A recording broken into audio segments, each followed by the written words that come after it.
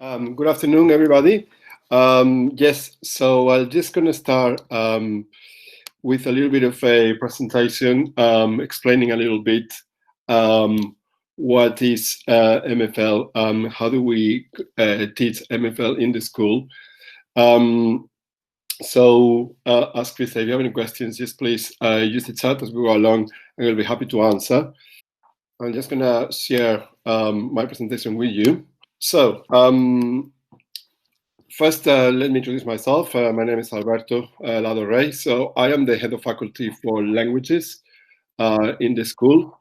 My main job in the school is obviously overseeing the faculty, but also I am the Spanish teacher, one of the Spanish teacher in there. I am also teaching film studies, and also another role that is obviously relevant for this is I've been a principal examiner for Edexcel, in charge of the EIS examination and being an examiner in there for years as well.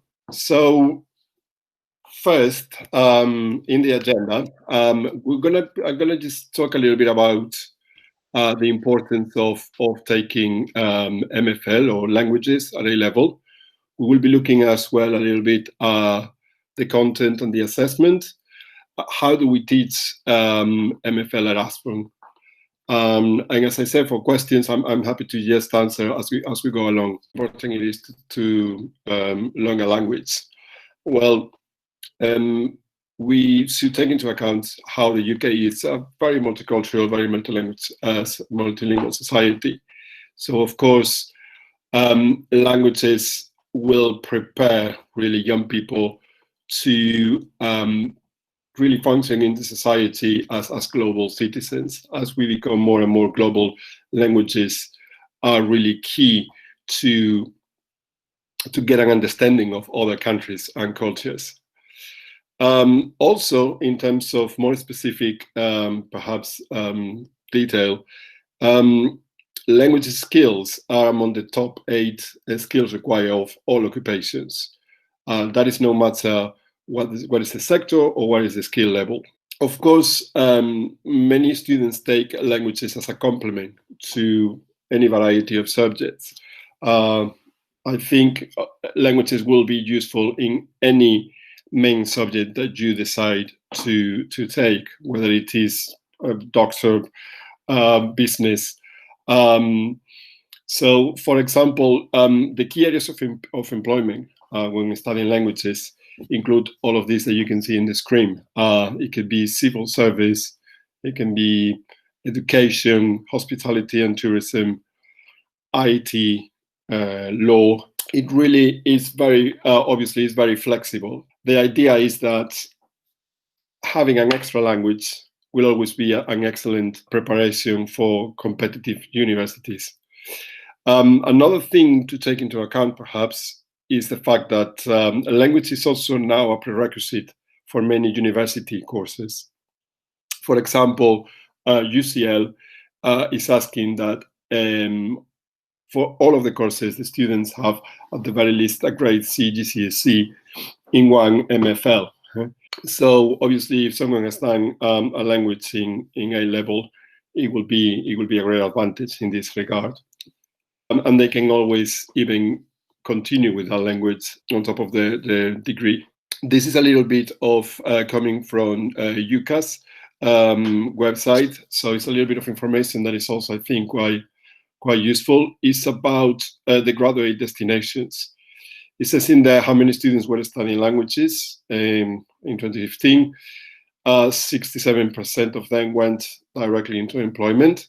And those are the top 5 graduate destinations. So people who do any course in languages, the top 5 graduate destinations will be education, wholesale or retail, professional, scientific and technical, IT or accommodation and food service.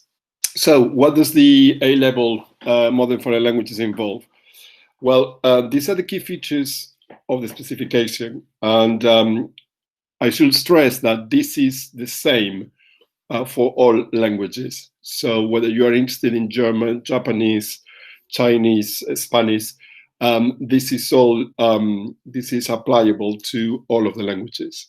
Nowadays, with the new specification, all the languages across the board tend to have the same structure.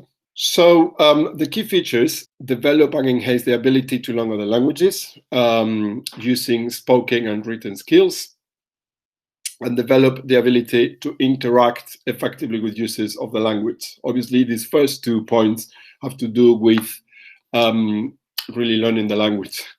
Perhaps what is new for you is the last two. You've got developed knowledge about matters central to the society and culture.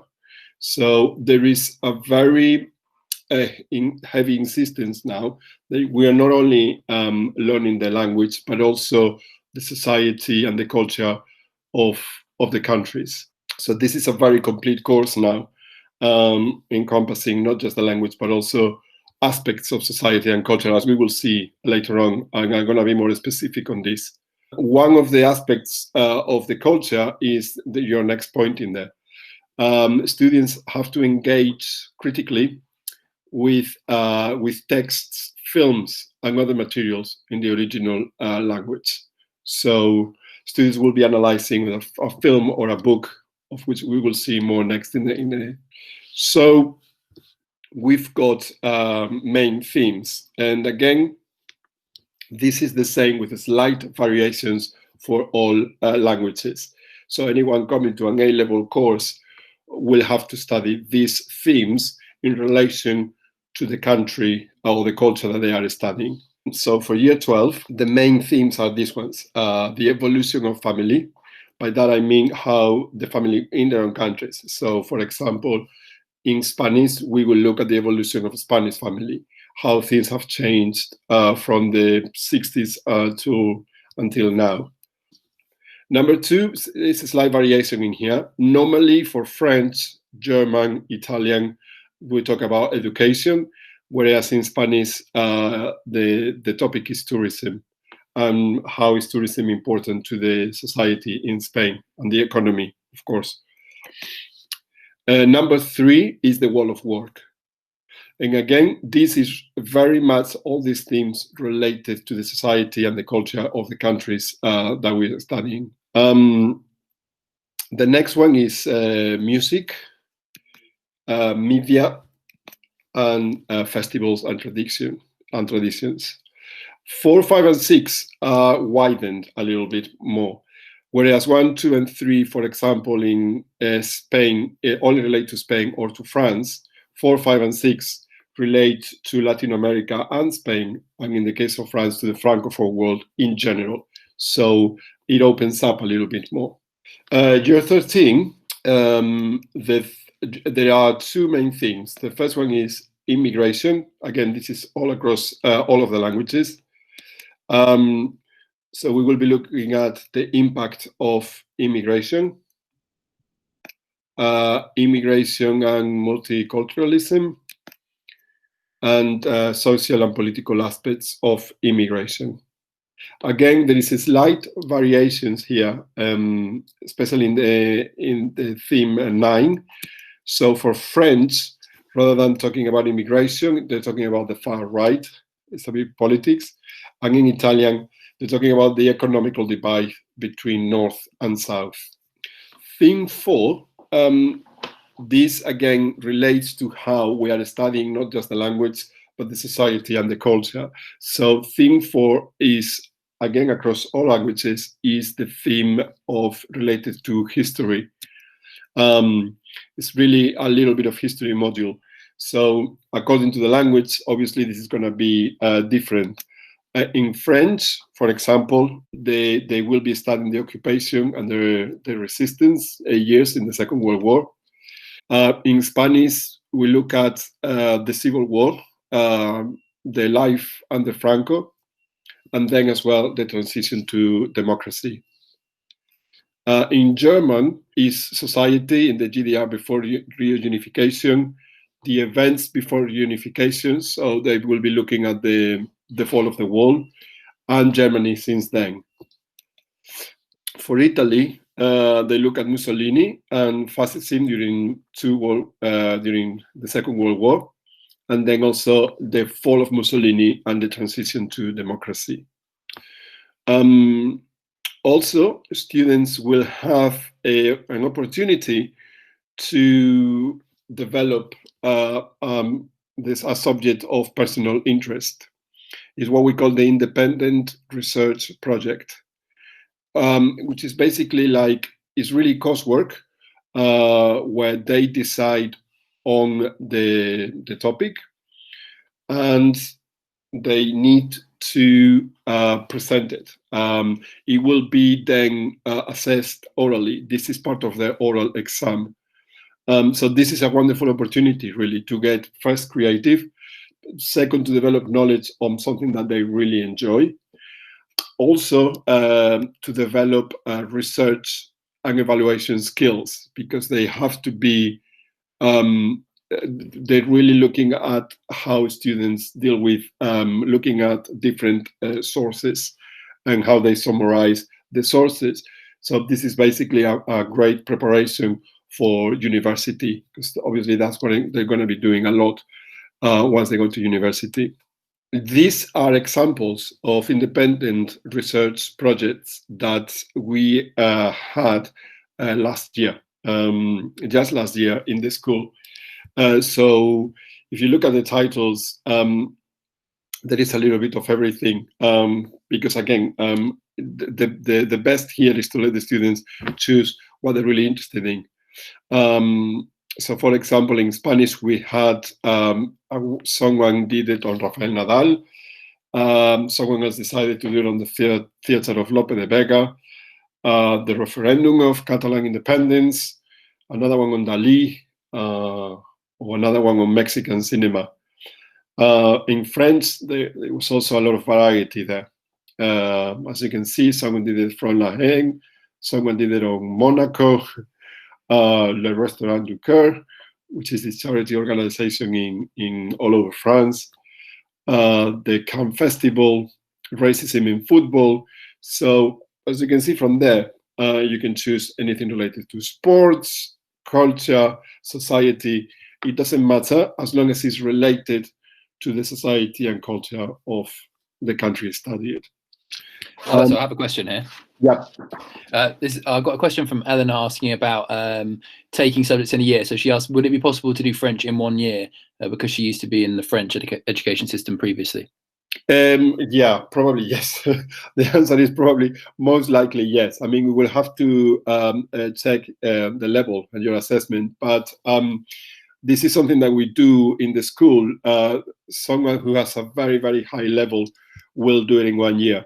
And in fact, what we normally tend to do is we have two groups, and we tend to separate native speakers from non-native speakers, because non-native speakers will get very nervous with native speakers, and the native speakers can do it in a year. So your level is really very high. Then it can be considered that you do it in a year. Yes, it's a lot of work, but it's a lot of work, but it's doable, especially if fantastic. Sure. Okay. Thanks, Eleanor, for that question. Thanks, Alberto. Okay. I'm glad that you asked, because it's good that you know that that is the possibility. So in every A-level course, we have to study one book and one film. So how do we go about this, and what it is that you need to study? The idea is that you write a critical and analytical response of the work studied. So you have to write an essay of, let's say, between 350, 450 words. Not much more than that. I mean, it's not prescriptive, the amount, but that is more a good guidance, I would suggest. Obviously, you have to do it in the target language. What are we looking at? We're looking at a very close analysis of either the characters, the social and the political context, the main themes, and the stylistic features. It really is very close to what you will be doing in English literature for books, really. You need to present and justify points of view, drawing on evidence from the work studied, So this is a case of knowing the book and the film really well by the time that you have to do your final exam. And obviously you need to develop arguments, well thought of, well-structured arguments, and drawing conclusions based on understanding.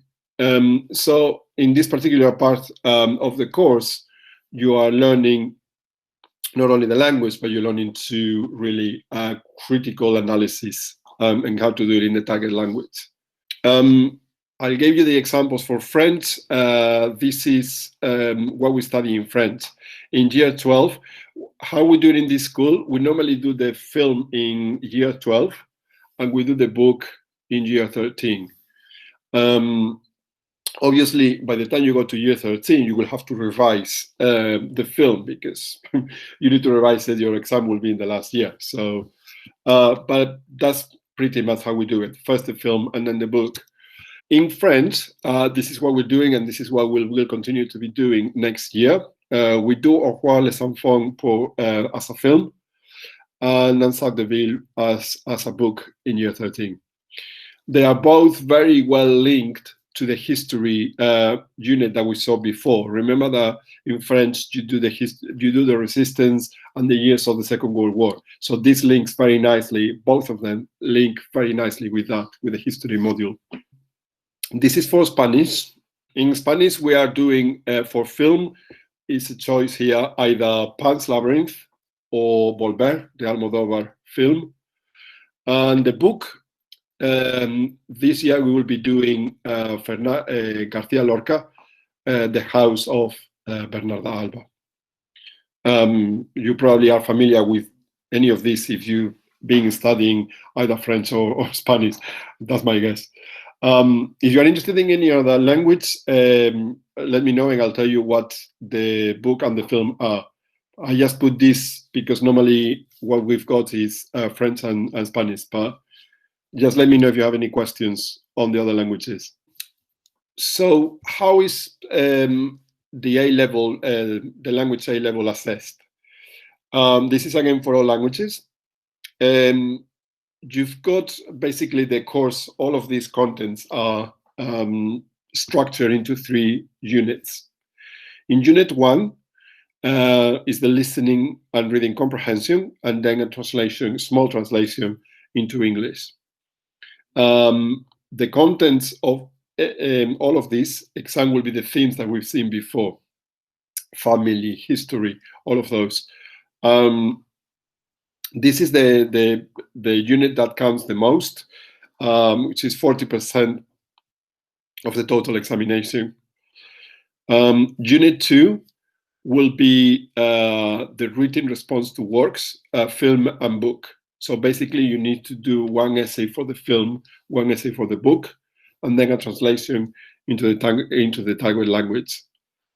And that will be 30% of your total examination. And finally, the unit 3 is the oral exam, which has 2 tasks. In task 1 is again the themes that we saw in unit 1, and the task 2 is the independent research project. The oral exam is always internally conducted, so it will be your teachers who do the exam. They will record it and then send it to the board. So it's internally conducted, but is graded by the board. And it counts for 30% as well of the final grade. More importantly, perhaps here is for you to know how is the course going to be taught in Ashburn. So for starters, we organize the course into, we got 3 weekly sessions, so it's 6 hours teaching. And we normally try to structure those 6 hours into the 3 different elements. So every week you will have 1 session which will be about the themes, family, tourism, whatever the themes are. The session 2 will be grammar and translation. As you saw before, you're going to have to translate both from target language to English and from English to target language. So translation requires a lot of practice. and then another session for film and literature, where you start developing your analytical and critical skills in the target language as well. Typically, French and Spanish you will have two teachers that will be sharing the course. So someone will be doing themes, one teacher will be doing themes, and the other teacher probably will be doing the grammar and translation of the film and the literature.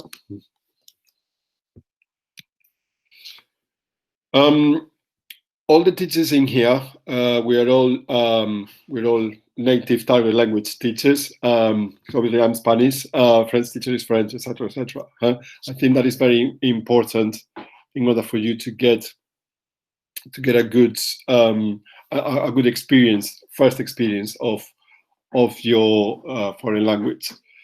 In terms of classroom experience, I think one of the good things here is that we will always have, or you will always have, small groups where the interaction is really encouraged. This is very good for languages, but this is why as well we tend to separate the native speakers from the non-native speakers, so that the non-native speakers don't feel, let's say, overwhelmed by someone who is able to speak fluently, and also because then the native speakers will be able to interact in a more natural and fluid way. The small groups, as a guidance, for example, this year in Spanish, we had, I think it was 5 people in Spanish, pretty much the same in French. I think it was 5 or 6 in the A2 class. And the AS class was, I think it was 3 people in Spanish and a little bit more in French. So it's always pretty much those numbers. So obviously that means that students get a lot of individualized learning support, because we know the students with those numbers. We get to know the students pretty well, and we are able to really know and help see what it is that they need to be more practicing on. We also have some extracurricular clubs. Each language has its own club, where the idea is to widen the knowledge of the society and the culture, and to practice the speaking. That means that sometimes in the club you just watch a video of a Spanish TV series or whatever, or a film. They're supposed to be a bit more informal, but also sometimes they're very useful for practice, just to practice speaking in a more, let's say, informal way. They are obviously, the clubs are not compulsory, so sometimes students will just turn up and it will be just one, and sometimes when they need extra help or they're getting very anxious about the oral exam, they will come to the club, and then they can practice there with the teacher as well. Alberto, just a couple of questions here. Sure.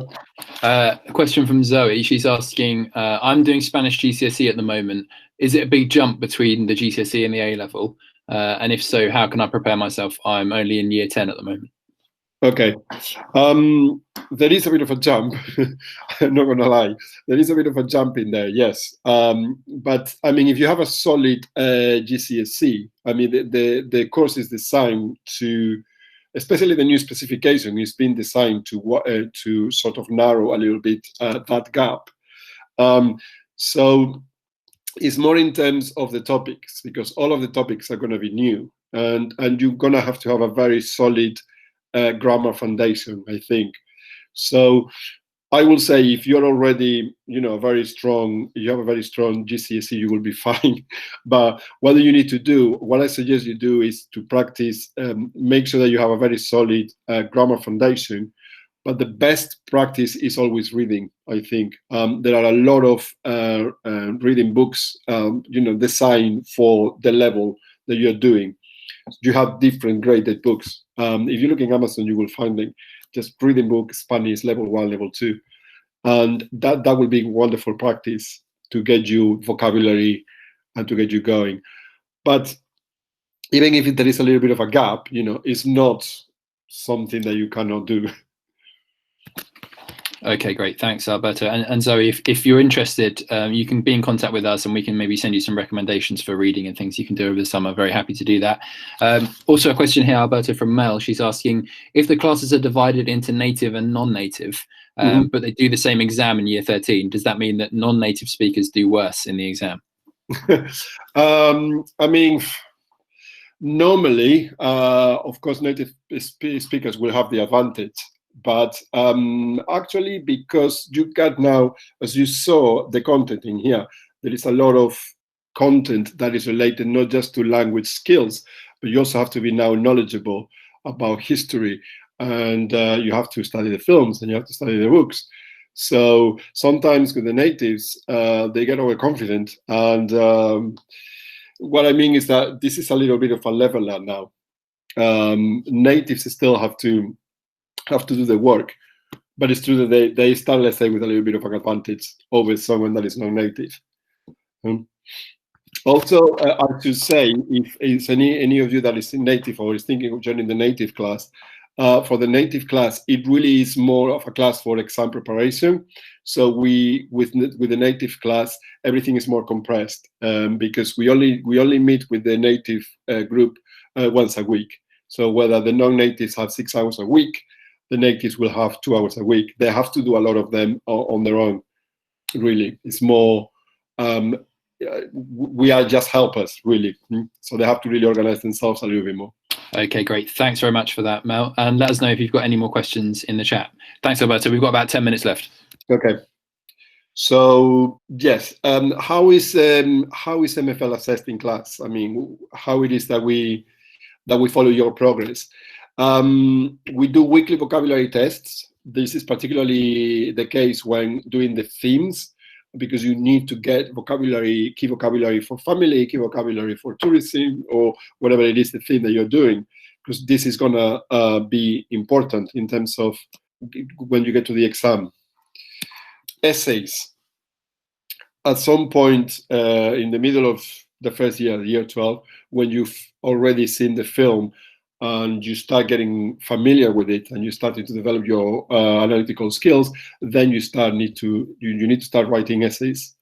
The essays, I mean the essays about the film and the book, the critical and analytical essays. You will do obviously grammar and translation tasks. And we're also very fond of the oral presentations on specific topics.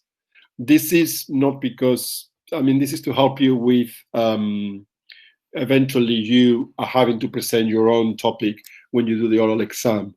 So if you're used to do this in class, if you're already used to present on some topics, then your oral exam, when you present your own topic, will probably be much better. And obviously, we do a lot of exam practice, and this is for all components, Unit 1, Unit 2, or Unit 3. Also, we expect participation in class, note-taking, and independent work. They are also very important. So we are giving a lot of support. As I said before, we have not many people in class. That allows us to really assess people regularly. We normally use, all of the teachers now are using Google Classroom to follow up more or less the students' progress. So all of your work will be submitted through Google Classroom, and we expect you to meet certain goals, but also reviewing your performance regularly. Again, for the extracurricular clubs, I think I already mentioned to you a little bit what do we do in the class. It's just moving a little bit beyond the specification, so we can have a little bit of, let's say, a little bit of fun away from the pressures of having to fill in the specification. It can be also excellent evidence for your personal statement. If you have, especially if you have an active role. I'm very happy with the students actually running the club rather than the teachers themselves. And again, it can help you develop your project work if you need it, and also your presentation skills. Right, I think I'm done now. So if you have any questions, I'm very glad to take any more questions that you have. Great, thanks very much, Alberto. I was actually going to ask you myself, Alberto, just a little bit about the level that you expect students to be at if they are entering onto the A level. Let's say if a student's coming from an international system, they may not have done the GCSE, let's say in French or Spanish. What would you be expecting them to be able to do in their sort of chosen language to be taking it at A-level at Ashbourne? I don't know if students are going to be, or if this is going to be useful to refer to the European framework.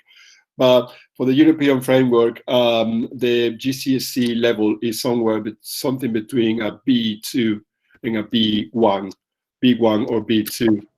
So normally when someone comes from an international, from abroad, normally the level is already quite strong. I mean, GCSE is a good solid level. You are expected to know basically the main tenses and to have a basic knowledge of grammar. We're talking about lower intermediate level. You are able to read, to more or less understand a little bit. If you read the news, you read the newspaper, you are supposed to not understand everything, but more or less get a gist of it and have some basic vocabulary. You are able to, for example, go to a shop and make yourself understood, buy something and make yourself understood. And I had another question as well. If just in case we have some students who are thinking, you know, I feel like I'm a native speaker, but I'm not quite sure. At Ashbourne, would they be automatically put into the native class, or would they be put into the non-native class and then see how they cope? How would it work in that sense? It will be assessed by us, by the teachers, and then we will make a decision. But you know, that's normally how it works. We have an interview with that person. We'll ask them to write something, or then we'll see how the level goes. Also, sometimes it's the student themselves, if they're not feeling very confident, and prefer to be in the non-natives class. But yeah, I mean, we take it on basically on a one-to-one case, and then we decide, especially if the students themselves are not very clear about it. Okay, great. And in terms of sort of general advice, I mean, often with these presentations, we've got students who are looking forwards and thinking, you know, I'm going to be spending a lot, maybe more time inside. I've got more time on my hands to be preparing for things. You touched on it a little bit earlier on, but what would you say is the best thing for a student thinking about preparing for taking a language at A-level across the summer? Yeah, I mean, as I said, languages, all you need to do is practice, really. So the more that you practice in the language, the better. Obviously, if you're thinking about taking an A-level language, you're already familiar with the language you're going to do. So my advice is actually to watch a lot of TV if you can on the target language, now that you can do that with Netflix and other platforms. And then again, read as much as possible. Reading and watching, you know, being basically immersed a little bit in the language. Get a podcast, get a language course. All of that will be extremely useful. There are a lot of podcasts actually that you can use. Great. Fantastic. Yeah, and if anyone's interested in finding out some more specifics when it comes to doing preparation work across the summer, just let us know. I've put the email address for my team into the chat. You can just contact us, and then we're happy to pass on and get sort of reading lists and things to do from Alberto if you're interested in that. Okay, thanks, Alberto.